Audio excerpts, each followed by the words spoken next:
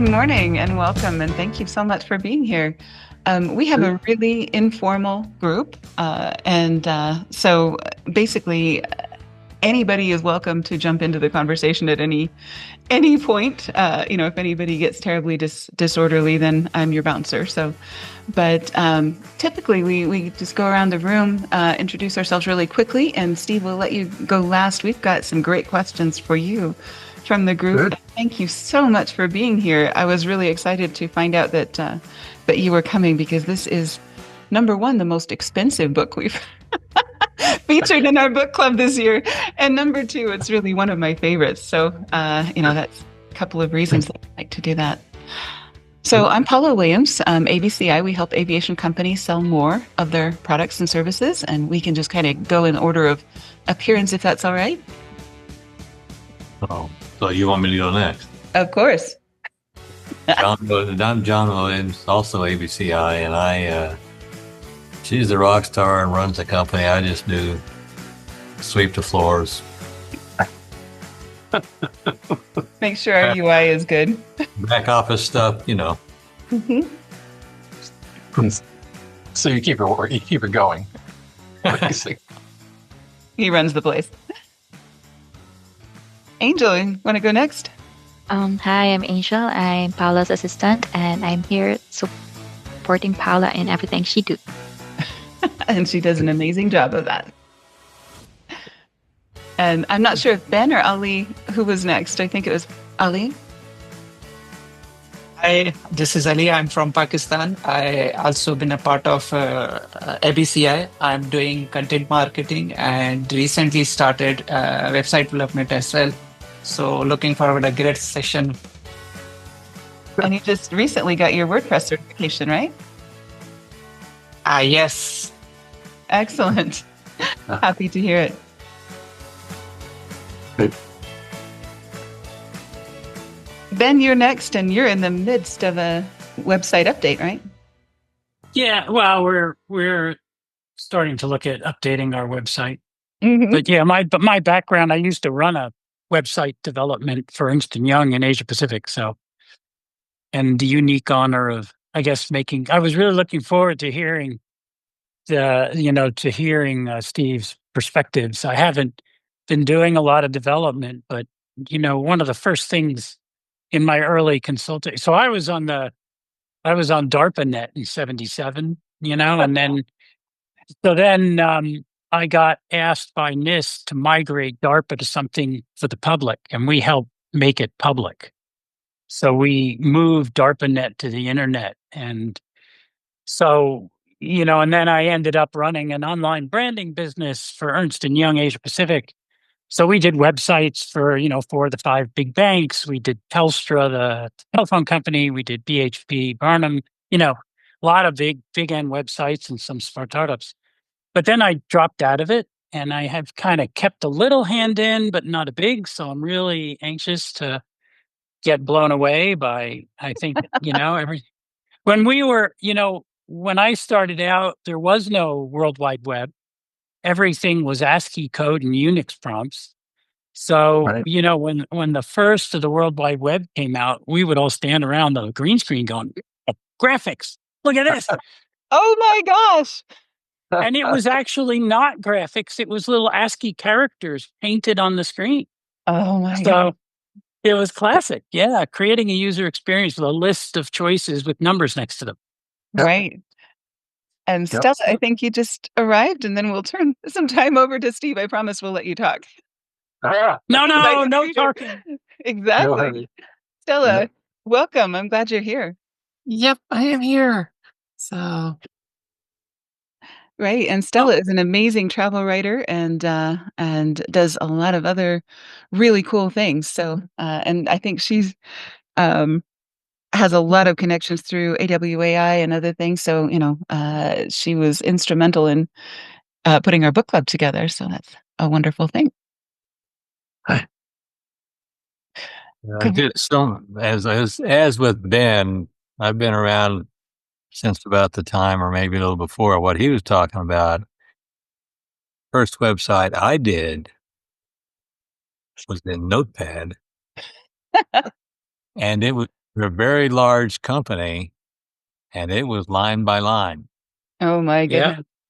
Yeah. So, yeah, Steve, welcome. We're really happy that you're here. And I know, some people who are listening to the podcast or listening to the recording may not have read the book. So if you don't mind, I'd love to basically hear a little bit about you, what you have to say and things like that, so that, and I know you can probably introduce that much better than I could, even though I just read the book, which is great. Sure. I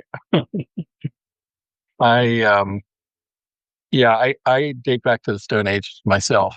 I spent the 80s writing manuals for software and hardware as a tech writer, and then was doing that for one of the first Windows. It's like Windows 3 applications, and in fact, Bill Gates personally was very excited about this startup, and they did a lovely little program that was unfortunately ahead of its time and ahead of technology. But the guy who started it went on to create subsequently 2 other companies that basically made it bigger and better, to the point where this is now the CAD software, 3D modeling software that's basically on almost every engineer's desk at this point. And so that was actually how I transitioned into usability. Was they let me sit in on the software design meetings because they knew that I was spending more time paying attention to the interface than they were, because I had to explain what didn't work, which is what tech writing is about. You don't have to explain the parts that work; you just have to explain the parts that don't work. And then a friend of mine asked me if I'd do some interviews with users. He was managing the Mac utilities division of Symantec at the time, and his boss said, "We really should know something about what these people are doing with our software." So they hired me to do what I didn't know at the time were contextual inquiries, where I went out and sat with 4 people at their desks and watched them do their work and asked them questions about how they did what they did and how they used Symantec software and whatnot. And then that segued into my friend's boss said, "Well, what else can we do?" And so they hired me to do some usability testing, and so I segued into usability, and that's where I've been ever since. And so I did consulting work for 10 years there, and then got the opportunity to write this book, which was very fortunate for me. I wrote the book. Basically, somebody gave me the opportunity to write the book. I won't tell you that story because it takes too long. But the reason why I took time to write the book was because he got me a ridiculous advance for it, because he was this amazing guy. And so I actually could take time off to write the book, which I told him in advance. I said, I'm not going to be able to, I'm such a slow writer that I'm not going to be able to work and write the book at the same time. And so I spent a miserable year writing the book, and that was around 2000. And I didn't write the book because I thought it would make money. I wrote it because I wanted to increase my consulting rates. And I had no public visibility at all at that point. I just got passed from one client to another. And I always had work. But I knew that I was charging a fraction of what people, I don't know how many of you know Jacob Nielsen, and he's the face of usability. Right.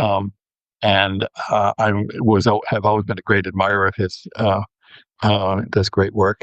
And I was charging 10% of what he was charging for consulting. For consulting. If I could double my rates, I'd be very happy, And so that's why I did the book. I discovered, after the book had been out for a couple of years, I discovered that I actually could have doubled my rates without anybody wincing at all without the book. But then it turned out the book sold and actually made money. It sold like gangbusters, actually. It took about 2 years for word of mouth. There was really no publicizing of it, but by word of mouth, fortunately, people liked it, partly because it's a quick, easy read, particularly for a technical book. People always said it's not like a technical book. And I was always very happy with that. So baseball been very, very good to me. I consider myself fortunate, and I haven't done consulting for quite a while now. I taught workshops with Lou Rosenfeld, who was the guy who invented information architecture. Do you? It's just, quick survey. Show of hands. Do you know what information architecture is? Familiar with information architecture? The people on the left side of the screen. Okay, well that's interesting. um, at the time in the 90s, if you were going to improve a website or build a decent website, there were two things you paid attention to. One was usability, and the other was information architecture, which is basically how do you organize making stuff findable. So it's how do you organize your information into a reasonable hierarchy of categories and subcategories that people can browse their way up, and how do you make sure that search works. And I recently learned, partly through my son, who's in the field, and at least one of these shortened generations behind me, maybe he's 1.5 behind me, that nobody under the age of 30 is likely to be familiar with information architecture. Whereas when I was coming up, that was basically, it was what you did. It was kind of cornerstone. So anyway, it's been subsumed by content strategy or content design. Yeah. At this point, that's now some set of information architecture. Same way usability is now, I refer to it as a wholly owned subsidiary of UX, user experience design. Mm-hmm. So anyway, that's kind of mostly me. I have always worked at home. I'm again very fortunate. Just walk downstairs and Love that. Great. So any questions? Glad to try and answer any questions. As I think I said in the introduction to the book. No, it was in my PowerPoint presentation years ago. I used to say I'll answer questions about anything except that brief period during the 70s. So That's understandable. So I guess, my first impression, was basically you have Jacob Nielsen who wrote a textbook on usability, and then you have your book, which is so much easier to use, so I mean the usability about usability. Um, we actually still use a Jacob Nielsen checklist when we do website audits and things like that. Yep. So I mean nothing against Jacob Nielsen, but I guess the usability of the book, I just wanted to comment on that. If you're talking to a user, it's like never trust a skinny chef.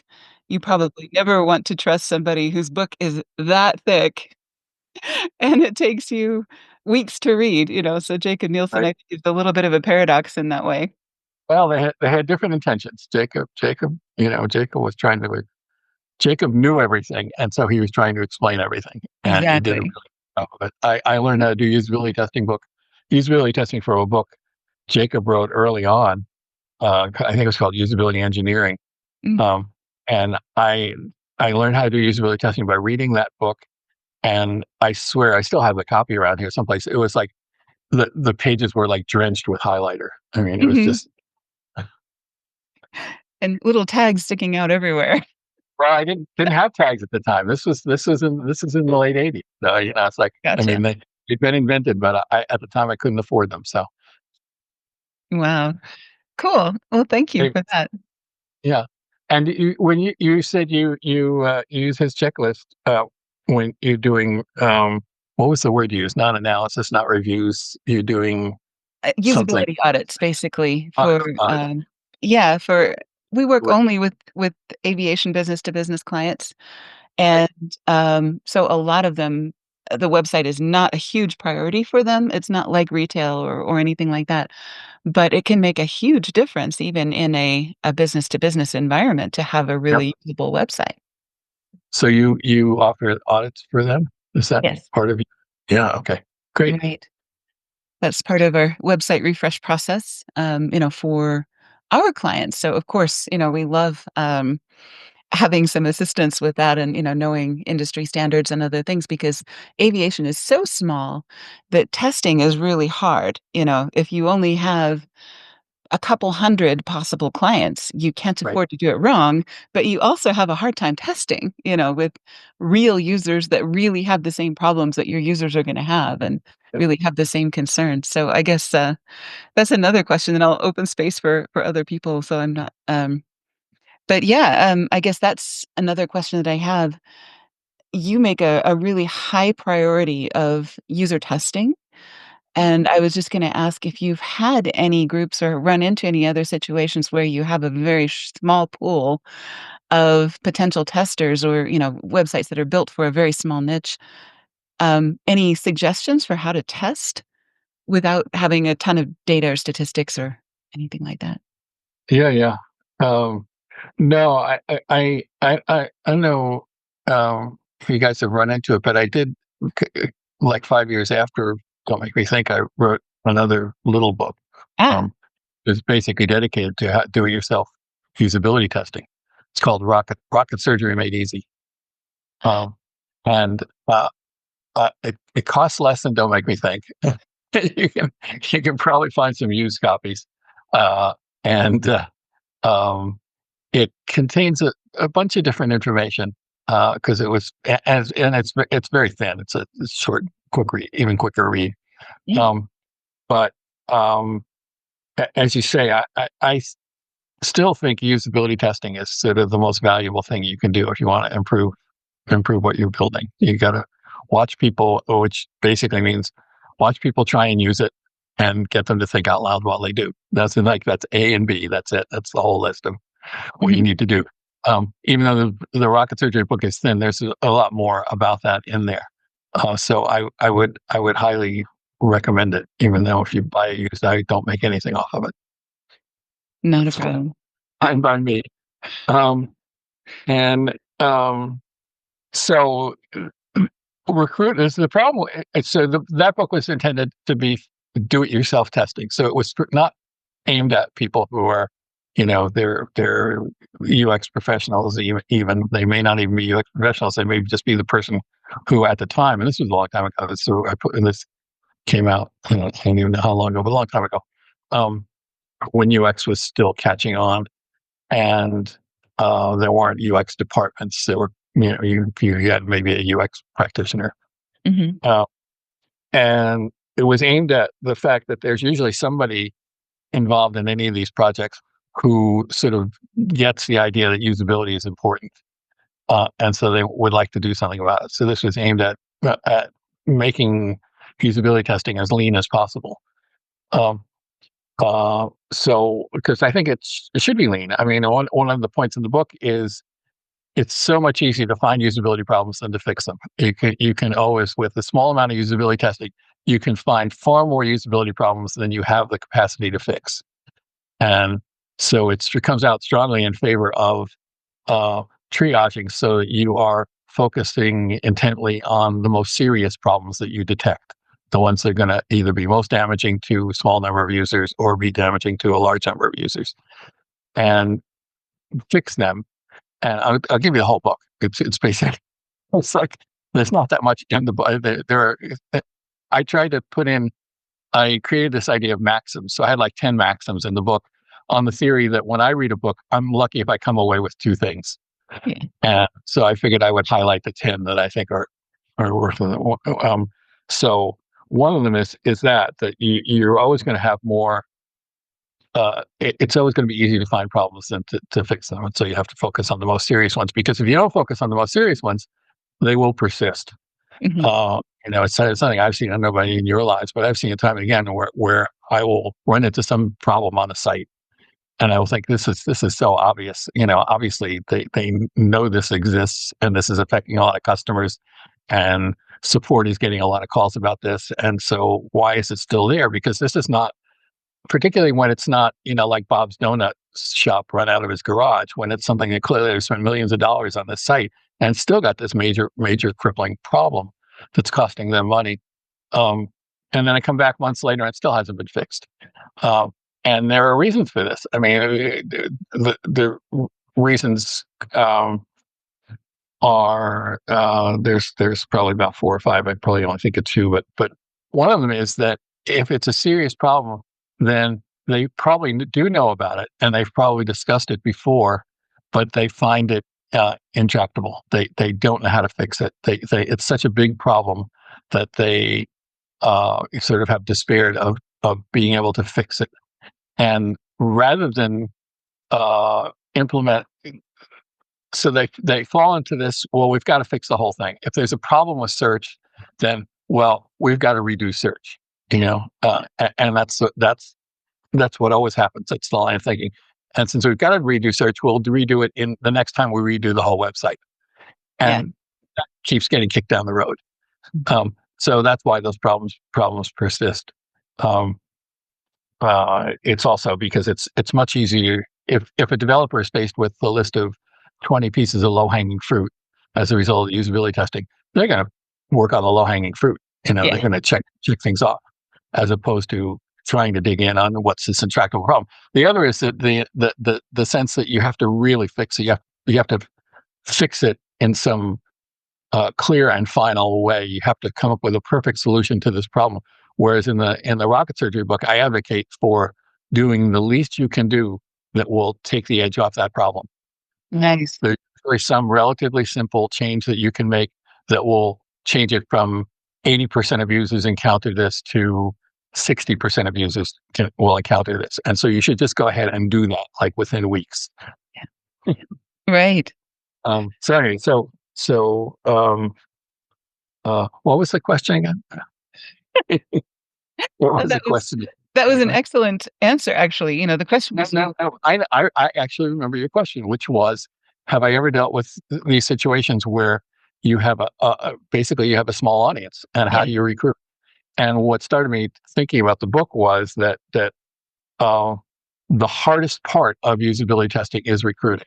Mm-hmm. No question. Testing itself is dead easy. You got something, particularly now with remote testing.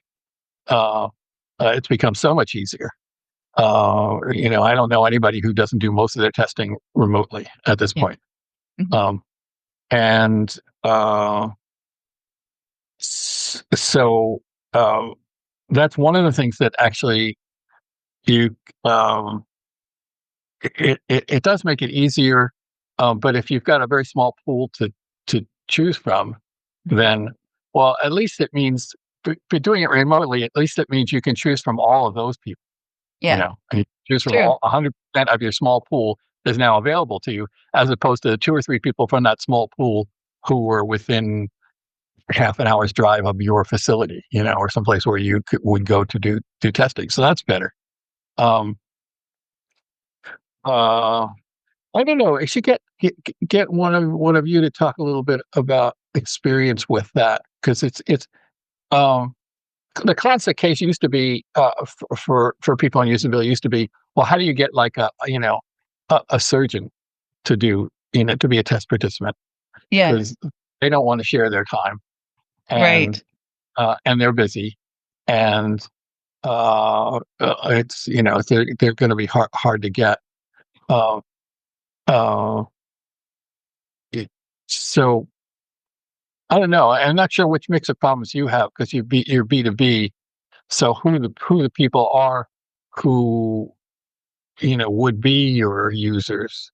Right. Well, the small pool of users, and what do you run into when you try to recruit? I mean, so again, the classic problem is well, we'd like to use some of our real customers, and marketing will not give us any names. They'll say they'll give us names. They'll say they'll give us a list, and we never enter the list.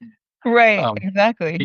In your situation, you actually so they just want hands off their customers. They don't want you messing with them. So you kind of have to prove to whoever's responsible for making those connections. If you have problems with getting that list, you have to prove to the person who has that list that you are going to do no harm. Yeah. And at the very least, you need to get them to observe a usability test. Mm-hmm. So that they see how innocuous it is, that you're not going to be trying to do upsells. You're not going to be, trying to, it's not just a place for people to complain. It's a place where they will see, if they watch a usability test, they will learn that they actually learned stuff about the product that, as marketing people, they really wanted to know. Exactly. That it did not harm the customer at all. So that's one place to start, is to get whoever the gatekeeper is for making those connections to understand the process just by watching some. But tell me your stories about recruiting, because I can see where that, like I say, that's the main problem. It is the hardest part of using testing, always. So tell me, give me a story or whatever, anybody, about what your experience of trying to get these people is. And Paula, you can do it if you want. Oh yeah. Well, it's a great question, and I'm glad to know that we're not the only ones with that problem. But as an example, some of our clients sell legal services for aviation uh, departments and things like that. And a lot of them are super confidential, and also very, very busy people, doctors, lawyers, things like that in the aviation industry. So getting their time is really, really hard. So it's exactly what you said. And I guess we could always get testers who have a pulse, but that's not the kind of people who are going to have the same problems and the same priorities as our clients. Right. Two things come to mind. One, I am in most cases, I'm a big fan of anybody with a pulse, because the fact is that the problems that your clients are going to run into, the worst problems that your clients are going to run into, anybody given a little bit of prompting and a little bit of inside information about what it is they're trying to do here will run into the same problems. So there's enormous value in just testing with just anybody. Yeah. Obviously, I don't know. I may have even put in a later edition of Don't Make Me Think that I had like, as soon as you say we're going to be doing usability testing, what people are going to say is, well, you're going to test our target audience, right? And they've got a little bullseye on their chest. Yeah. And while testing your target audience is enormously valuable, it's not the only thing that's valuable. Again, because look what I just said, that basically anybody will run into the worst problems. You have to feed them enough of here's what you know, and give them a better description of here's what you're looking for, here's what you're trying to do. And if they are puzzled by something, then when they're puzzled by something, you have to ask yourself, were they puzzled by this because they don't have the domain knowledge, or were they just puzzled by it because it's inherently confusing the way we put it in there? And very often the answer will be it's inherently confusing, and so our actual core users would have the same problem. So I would encourage anybody who's running into that recruiting issue to not hesitate to test some people. Now you can try and find people who are like they'd say in real estate, who are comparables. So people who have sort of similar domains or similar experience. I'm sure you could think of, anybody could think of people use. So you don't have to.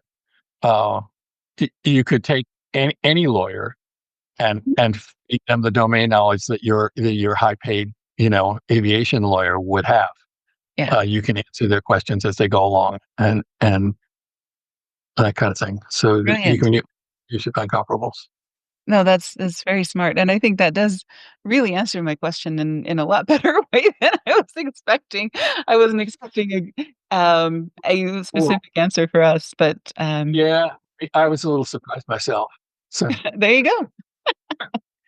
All right. Well, I want to hold space for Ali, Stella, Ben, Angel, John, anyone else that has questions or issues, or I know you guys all work in different ways with websites and things.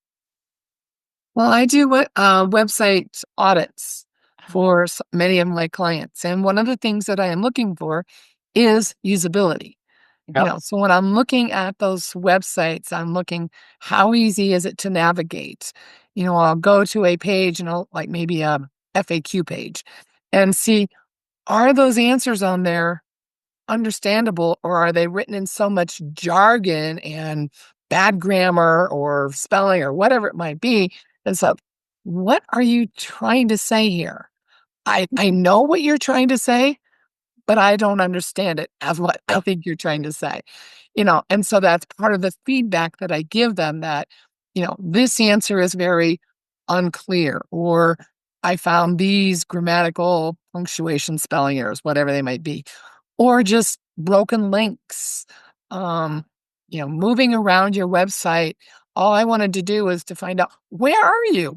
Your address, your location is nowhere on your website. There's no phone number that I can pick up the phone and say, where did I find this? And so sometimes it's just simple little stuff, but as the creator of that website, they don't think about that. They don't think it's important, or they don't understand that these less than clear things can impact their business and actually cost them customers. Because if I go to find it and I can't, I'm going to say X and go to the next one. Yeah. Mm-hmm. I mean, any writer needs an editor. You at least need somebody else to read what you've produced, and some people don't.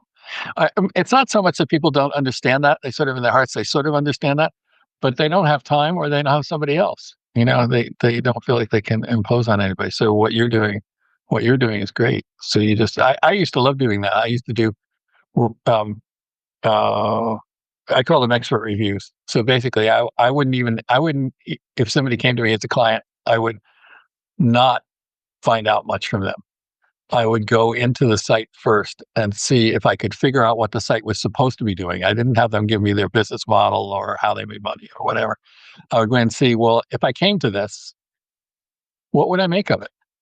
Could I figure out what it's about?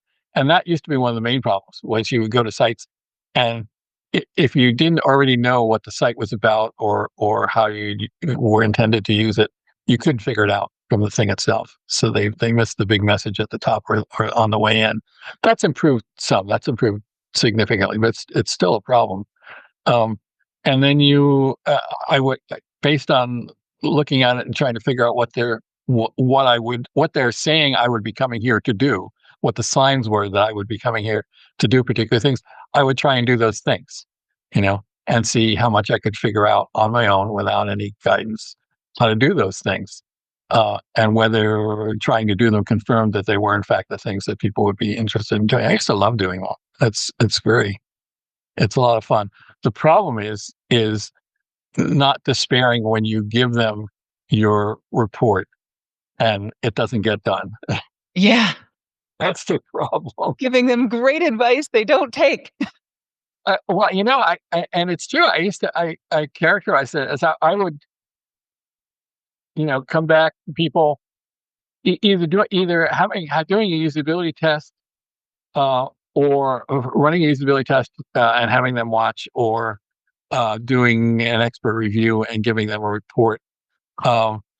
And basically, the feedback was always, "This is exactly what we needed," and then nothing would happen. And then And they were quite honest about saying this is exactly what they needed, and they really intended when they said it that they were going to do something about it.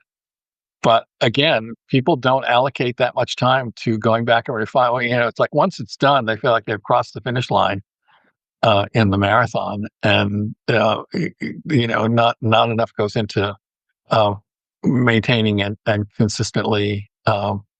It's not even improving it. It's just fixing it so that it works the way you intended in the first place. And what you said about links lately, I think more and more that one of the problems is that people don't treat if something's broken, it's not usable.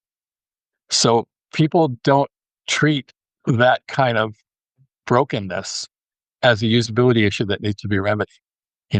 Which is why I spend an average of 6 hours a week trying to do things on people's websites, trying to straighten out a billing error they introduced or, whatever, because their stuff doesn't work. And then you're faced with this nightmarish decision of, well, do I actually try and call them? And, unless they have, I love the wonderful thing where if you give them your phone number and they will call you back at an appointed time.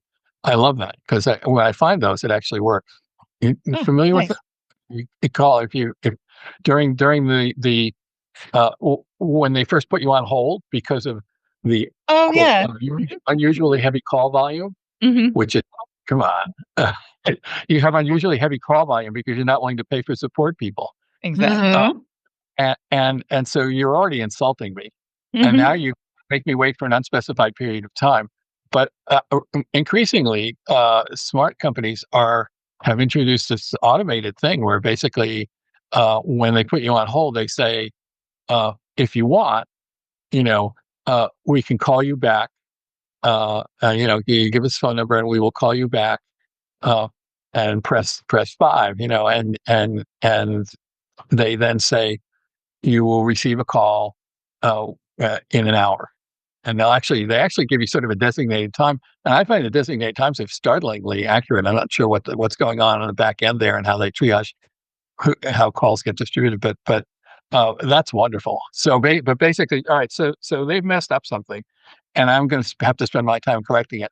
Yeah. And my choice is: do I wait on hold for an unspecified period of time, which I know is going to be long, or do I use the chat? And I hate the chat. I find the chat is like pulling teeth. It takes so long, and there's so much misunderstanding, and usually they're just working from a script, and so they're trying to do what the script says to do, which I only contacted them because I have an idiosyncratic problem. I actually did look online first on their website to see if I could solve the problem myself. I followed their advice. Try going to our website, and I get to the website, and then the first thing the phone, well, whatever. Anyway. Yeah, no, that's I super frustrating. But you're right, and I hate that with our internet provider. Says I'm not going to call them if the internet's working, and if it's not working, I sure as hell can't get through to them. And when they use a robot as that chat person, and you're like, you obviously know nothing. You're asking canned questions, right? And you're going to send me an email that has a set of steps in it that I already tried because they were on your website. Right. And that recognized that the robot was not smart enough to actually parse the message that I gave them. So, hey, don't make me think. We're wandering field, but my main point is that I realize more and more that that if something's broken, then it's a usability problem, and you kind of have to think of it that way. Right. So I don't know if you have, if you and your clients have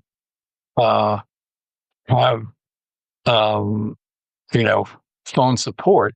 Presumably you do, but you want to be in touch with the people who do the phone support. They're like a great first line of weather alert to what's broken. Right. What people aren't understanding or what's broken. Yeah. And really want to be in constant contact with them, rather than, because if they got 5 calls in a week about the same thing, then you should know what that thing is. And you should try and figure out what the least you can do to minimize that problem is. So. Right.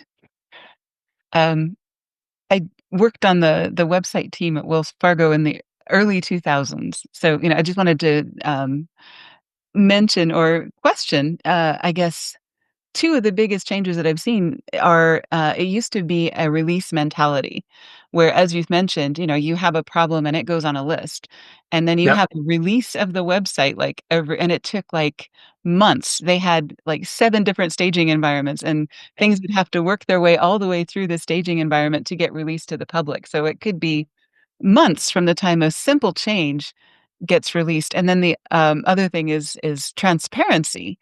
So, working for a bank, aviation sometimes has the same issue where everything is a state secret unless it's not. So our pricing, answers to questions, other things like that. So I just wanted to get your thoughts on how some of these bigger companies or some of these more hidebound companies can respond with speed and transparency. And maybe that's 2 different issues or 2 different questions that I'm lumping together. It is, and I honestly I've never had to think about the transparency much because my client base wasn't really when I was doing consulting with my client base, and speed. I mean, I'm glad to see that people have gotten away from the cycle, as you call it, where we're going to have it's treating it like the way software was. And software is not that way anymore. Now software is constantly updated. To the point where it's actually hard for me to keep track of what's changed. I find I end up going back and reading release notes. But I know most people are not going to do that. Yeah. But that's okay. Most people don't need to. So that's a completely different world. But with websites, I don't know if people do.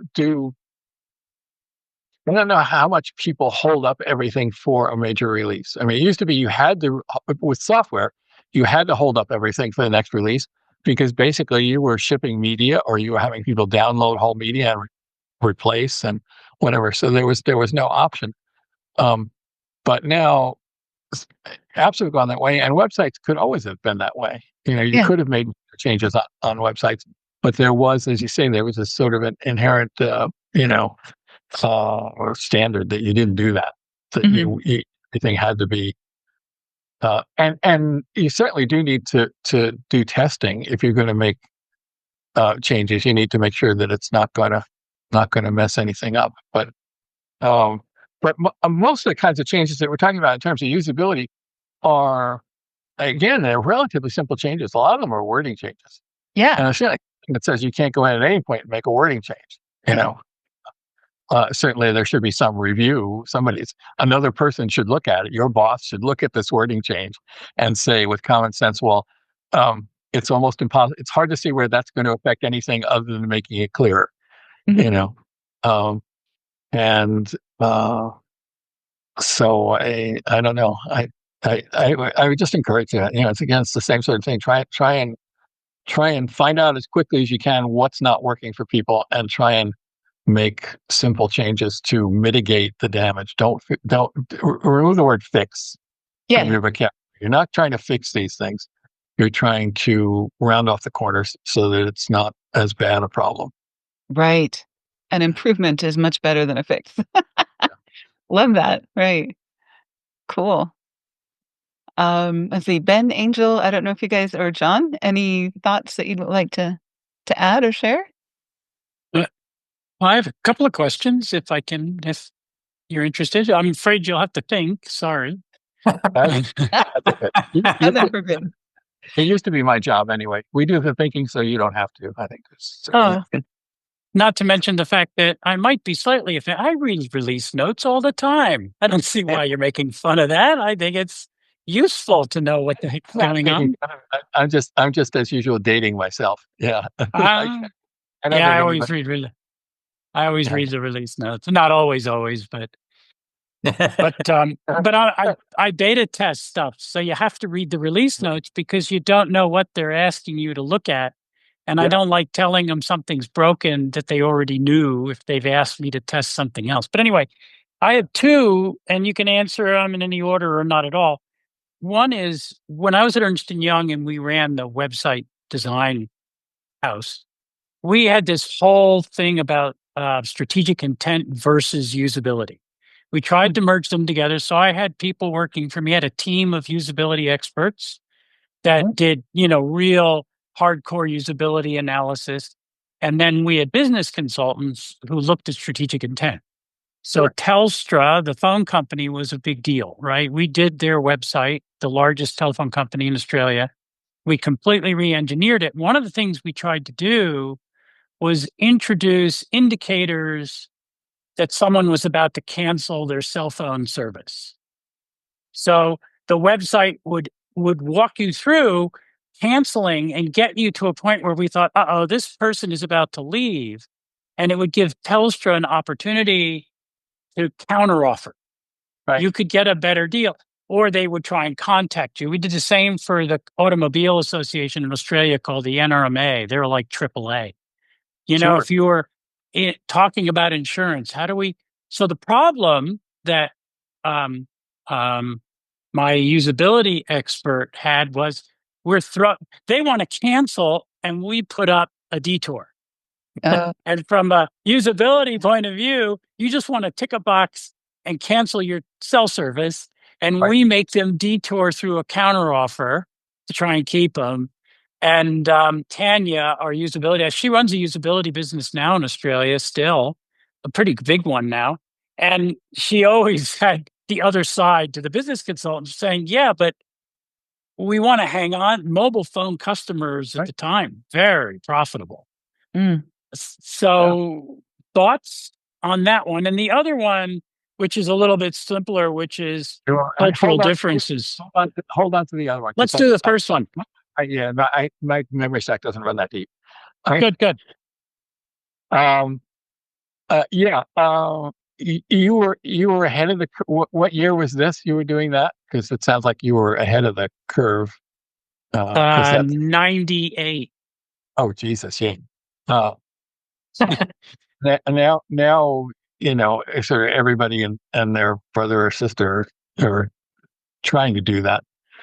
We sort of and wrote that book, actually, Ernst and Young. I did, my group. Congratulations! I'm Sort of. no, I'm seriously impressed. That was a good thing to do.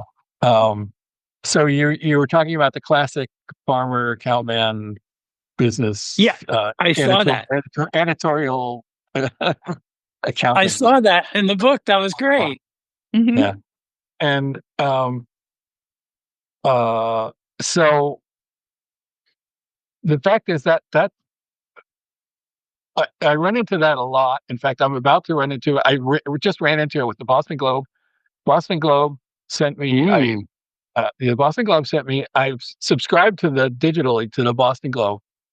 We're in Boston and stopped looking at the Globe at all about 10 years ago when they reduced the size of the comics so they were unreadable, and at the same time stopped actually writing stories other than their investigative spotlight stories.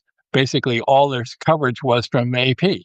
So it's kind of like, well, why am I paying for this? Why am I recycling this paper? Because there's no real news here.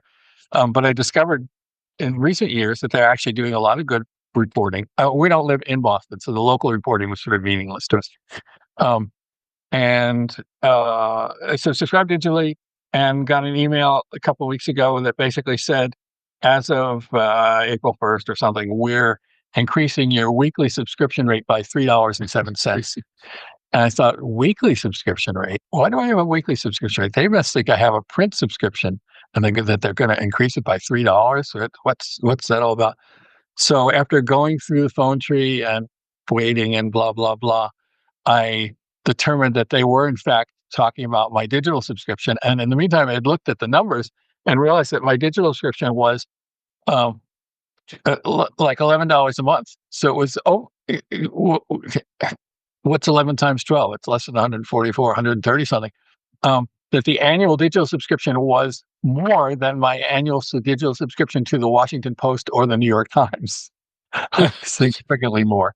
And I thought, what the heck? Why did I never think about this?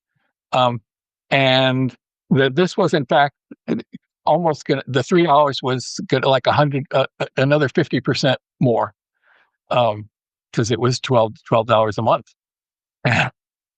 So anyway, so I called and I said at the end of the call, I said, well, I'm going to have to think about whether I want to cancel or not, knowing that it would probably be difficult to cancel, but that I wanted to separate it so that I have another phone call where I could call cold and say, I'm considering canceling, so they could make me the offers.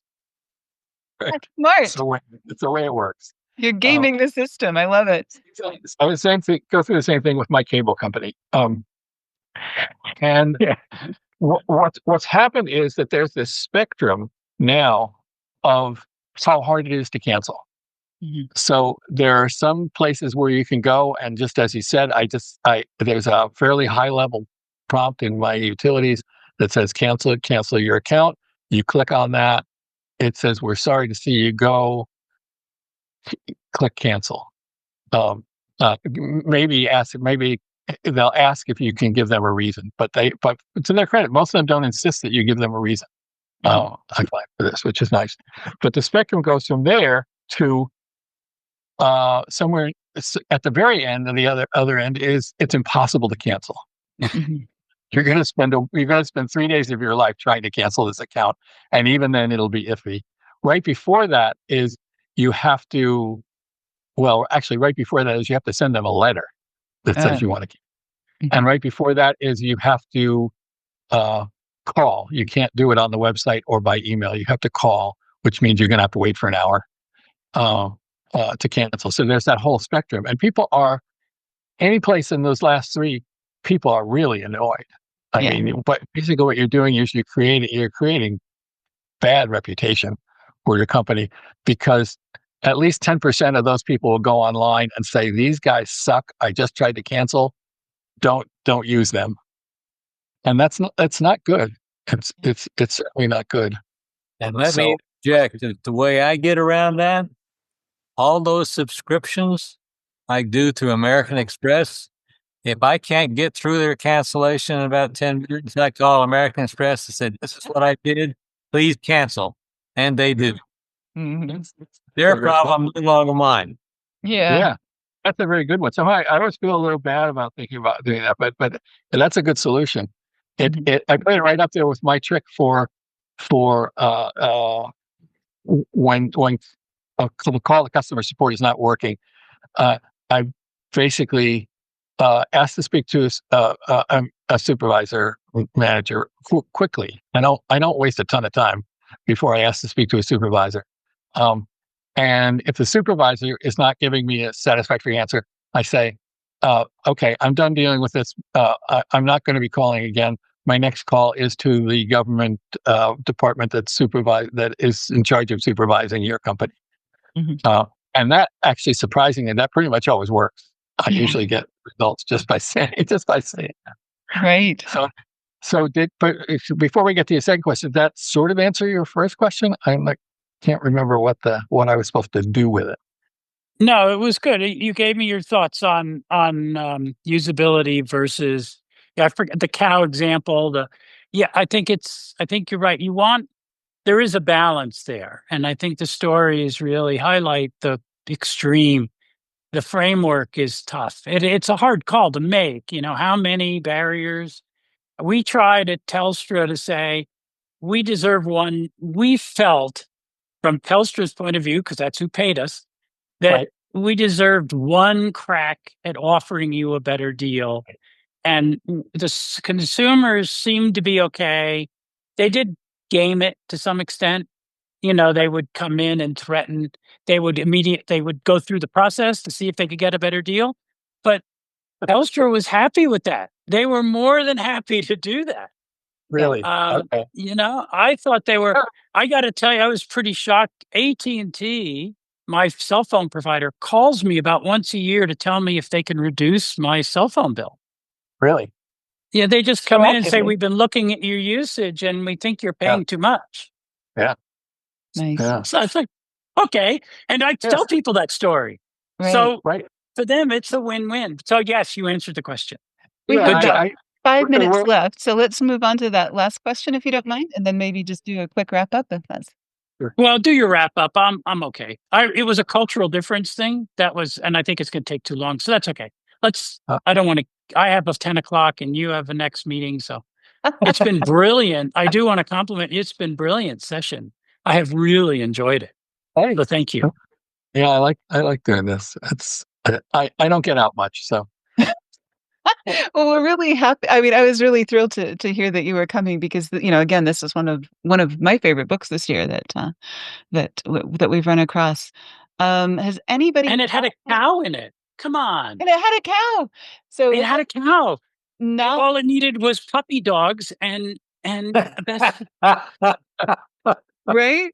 I know they say the ideal ad for the aviation industry includes an airplane, a dog, and a little kid. And if you put those three things together, then you have the perfect advertisement. Does anybody who has not asked a question yet have anything they'd like to add or ask? Or so, John? Yes, I would like to ask Yes, please. about the mobile usability. In the earlier 90s, 80s, people used to do the desktop testing first. But nowadays, people really go to run for the mobile testing and see what's the website's looking like, what information is available. So, how we can, you can say, ensure that uh, the mobile site is very easy, friendable, and have fun to use, and people get all the information. Because our first user nowadays, in my opinion, what I'm trying to do for my clients is mobile use. Yeah. They don't run for the desktop. So how we ensure that it's easy and informatable for my user, and they, you can say, make sure the information they are looking for is readily available. And my follow-up question is that, what is your opinion in current scenarios, just like AI is, you can say, booming in all over the world, and every tech industries, startups are offering that we will be developing your website within a seconds, minutes, or etc. So do you have any, you can say, thoughts or feedback on this, and how do you see, and you can say, in your experience? Yeah, I don't really have much to say yet about the second one, and it would take way too the little bit that I have to say would take way too long. The first one, yes, you definitely want to usability test the mobile site, and the test process is exactly the same. The only question is, how do you do the screen sharing? Mm. And I'm not even sure whether I haven't tried it. If you do a Zoom call, where the user is in Zoom on a phone, can they share a phone screen? I don't even know. In fact, I thought of that a couple. You can't do that. Okay, there are ways to do it. I said the only issue is, how do you um, manage so that you can see what's happening on their screen while they're thinking aloud. And I know there are ways to do it, but I don't know what they are because I haven't been doing the usability testing myself. But I'm disappointed that you can't do it in Zoom. But I know there are ways to do it. Yeah, I think that's really the only issue. You do the testing exactly the same, and you're right. You wanted to test your mobile because most people are using the mobile. But the process, other than that point of how do you actually get to see their screen, is exactly the same. You can share a screenshot, but you can't Yeah. share a screen Right. streaming. Mhm. So if there's something you want to share, you have to take a photo of it with your phone and then share just the shot. Okay. Yeah. No, you want to be able to see what they're doing. I know there are ways to do it, but I'm not sure what they are. So they're not in Zoom, but There are other apps. Yeah. But, mhm. yeah. The new Mac operating system purports to be able to do exactly that. Mm. I just haven't figured it out yet. Oh, really? Okay. I mean, if you've got an iPhone and if you've got a Mac operating that's up to date to the latest operating system, you should be able to do that. Okay. I have a group. We try to do that. We deliberately try to break the system. And we haven't figured out yet how to actually share your screen. I mean, you can see the person, you can see their face and whatnot, but to share their screen that they're looking at, if it's got text or a video or whatever, no. We can do a screenshot, but we can't share the moving screen. Mhm. But the question is that the people or the client are the most user in any industry right now is really looking forward the mobile testing first. They got the first impression from the mobile, then they go to the desktop on other end. If the mobile website use friendly, easy to use, find and navigate every information, they go and test other information on the websites. That it's really easy, not taking much time or not stucking in one point so that I cannot navigate another information. Yep. Well, that all sounds great to me. Yeah. Having that first impression, at least on mobile, work really well. So, yeah, excellent. Well, thank you so much for joining us, Steve. We really enjoyed having you here, and as Ben said, this was a great session, and a great book to include in our book club. I'm really happy I don't know who chose this one. Stella, was this you? It was okay. Stella, you get all the kudos for choosing this book, and I really enjoyed it more than I expected to. I was expecting a Jacob Nielsen book. I'm thinking this is not going to work well in our book club. Nobody can badmouth Jacob Nielsen within my hearing. I'm Jacob Nielsen's strongest defender because he comes in for a lot of flack for various reasons, but he's done great work. So absolutely, and I mean that with affection because we do use his material as well. Like I said. All right, great. Thanks a lot. Thank you so much, and thanks everyone for coming. I know this is early morning for some of you and late night for some of you, and yeah, really appreciate you being here. And next month we're looking forward to They Buy Your Because. This one here, my usability book is actually over by my other computer because I'm using it. So. But we're really looking forward to our next book club as well. And thank you so much for joining us. Thank you, Steve. Thank you for valuable insight. Thank you. See you guys. Ciao. Thank you so Thank you. much. Bye. Bye.